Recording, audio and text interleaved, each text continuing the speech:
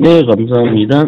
네, 제가 문자 받아서 전화드렸습니다. 네, 어떤 문자를 받으셨단 말씀이십니까? 이 번호로 전화해달라고 이렇게 왔는데요. 거기 혹시 어디십니까? 네, 메이시스이시고요. 해외에서 물품 구매하실 경우 네. 한국으로 배송하는 업체이시고요. 그럼 네, 물품이 구매가 된 겁니까? 혹시 어떤 문자 받으신 거예요? 122만 원이 돈이 나갔다는 건지 불확실한데요. 그러시면 고객님께서 뭐 주문하시거나 결제하신 적이 있으세요? 확인을 해봐야 되는 거 아닙니까? 저는 한 게 없는 것 같은데. 그러시면 저희 쪽에서 다시 확인하고 네, 바로 연락드리겠습니다, 고객님. 네, 거기 업체가 메이시스라는 거죠? 네, 맞습니다. 아, 회사가 국외에 있습니까? 네, 서울에 있습니다. 아, 국외 서울에 있군요. 알겠습니다. 네, 전화 네, 주십시오. 예. 요즘에도 이렇게 보이스피싱 전화가 오더라고요. 전화를 받자마자 특유의 억양 때문에 아니라는 걸 바로 알았는데 해외라고 하면서 전화번호 02 네, 아니었어요? 서울에 있습니다. 해외라고 그래가지고 해외라고, 예. 뭐지 이러면서. 근데 저도 이거 비슷한 일 있었어요. 제가 대구에서 이제 있을 때 그때 육아휴직 중이었는데 갑자기 전화 온 거예요. 진짜 서울말씨로 너무 인텔리처럼 안녕하십니까 서울중앙지검 김철수 사원입니다. 약간 느끼한 분이셨네. 네. 저는 이제 진짜 중앙지검에서 육아휴직 잘하고 있는지 체킹하려고 전화한 줄 알고 사장님 안녕하세요. 근데 밝게 이렇게 인사했어요. 그랬더니 본인 계좌가 지금 보이스피싱 사기 범행에 지금 사용이 돼서요. 삼각사기입니다. 삼각사기. 그래서 무슨 말씀이세요? 참고인 조사 나오셔야 됩니다. 참고인 조사. 그래서 우선은 죄송한데 혹시 제 직업 이런 거 확인하고 전화하신 거 맞아요? 그랬더니 본인 생년월일 이거 아닙니까? 근데 생년월일 정확하게 아는 거예요.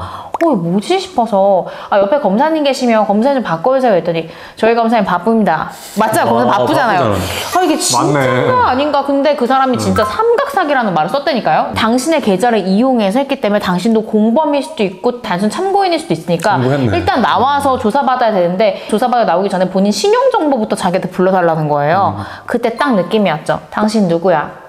나 검사한 거 몰라? 모르고 전화했어? 그랬더니 갑자기 막 육두 문자를 막 그래가지고 화들짝 놀라서 내 전화를 끊은 경험이 있는데 예전에는 내가 국정원이다 금감원이다 이런 말 많이 했지만 요즘 제일 많이 하는 게 대환대출 사기 있죠. 우리가 대출을 해줄 테니까 우리가 원하는데 돈을 보내라 아니면 계좌번호를 알려달라 이런 식으로 꼬드겨가지고 신용정보를 알아내는 그런 식의 사기범행도 굉장히 성행합니다. 그것뿐만 아니라요. SNS에 본인 사진 올리잖아요. 그럼 본인 부모님한테 영상통화나 혹은 어떤 동영상 같은 걸 보내는데 자기 얼굴이 그 해당 사진에 있는 얼굴이랑 똑같이 AI로 할 수가 있더라고요. 딥페이크 기술이라고? 네, 맞아요. 그걸 이용하는 거예요? 그걸 이용해서 보내는데 진짜 속으세요, 부모님들은. 대박. 어쨌든 오늘은 좀 전형적인 보이스피싱 조직들이 어떻게 조직되어 있고 어떤 역할을 각각 담당하는지 한번 그걸 좀 설명을 좀 드리고 싶거든요. 실제로 수사를 해보면 해외에 있는 총책이 있죠. 이 사람은 진짜 우두머리인 거고 그 다음에 국내에 일을 봐주면 국내 총책이 있죠. 해외 총책 아래에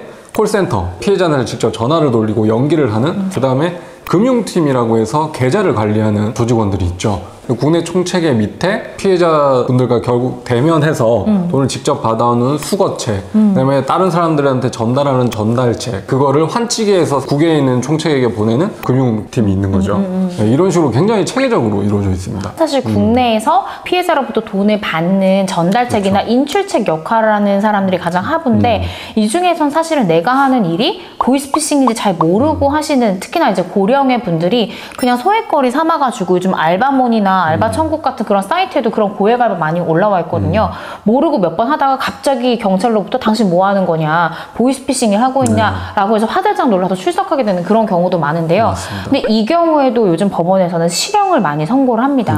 실제 피해자들이랑 합의하는 게 진짜 중요한데 피해자들 입장에서는 피해를 본 금액이 수천만 원이면 이 사람이 수천만 원 주지 않으면 합의 안 하거든요. 근데 이분들이 겨우 수당으로 받는 건 뭐 왔다 갔다 교통비 그 정도만 받았는데 어떻게 피해자랑 수천만 원 주고 합의를 해요.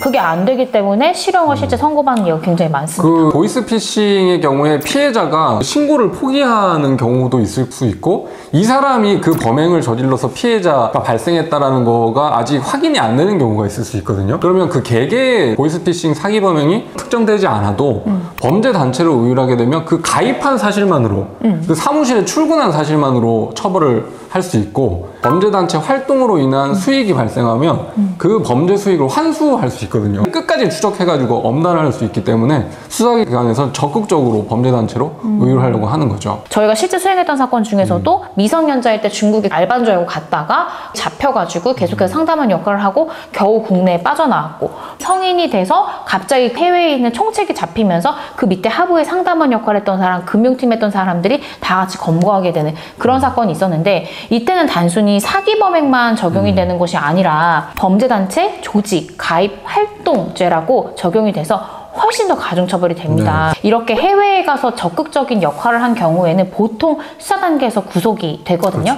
근데 다행히도 이 의뢰인 구속영장 기각됐고요. 실제로 이 사람이 속인다고 해서 그 속이는 금액을 바로 이익을 취하는 게 아니거든요. 수당이라고 해서 정말 1%, 2% 아주 작은 금액만 받고 하는 것이고 나가고 싶어도 나갈 수 없는 일련의 사정들이 있었기 때문에 그런 부분을 잘 어필해서 결국에는 집행유예 선고를 이제 받았습니다. 만약에 본인이 잘못한 것은 있지만 그래도 선처받아야 될 부분이 있다라고 하면은 한 번쯤은 법률 전문가와 상의를 해보시는 것이 좋을 것 같아요. 네. 오늘은요, 저희가 직접 수사했던 또 변호했던 그런 사건들 설명을 드렸고요. 주변에서 이런 좋은 돈벌이 수단이 있는데 너 해볼래? 라는 권유 받았을 때 이거 혹시 사기단체 아니야? 라고 한 번쯤은 꼭 의심해 보셨으면 좋겠습니다. 오늘 영상 유용하셨다면 좋아요와 구독 부탁드립니다. 안녕. 알림 설정도요.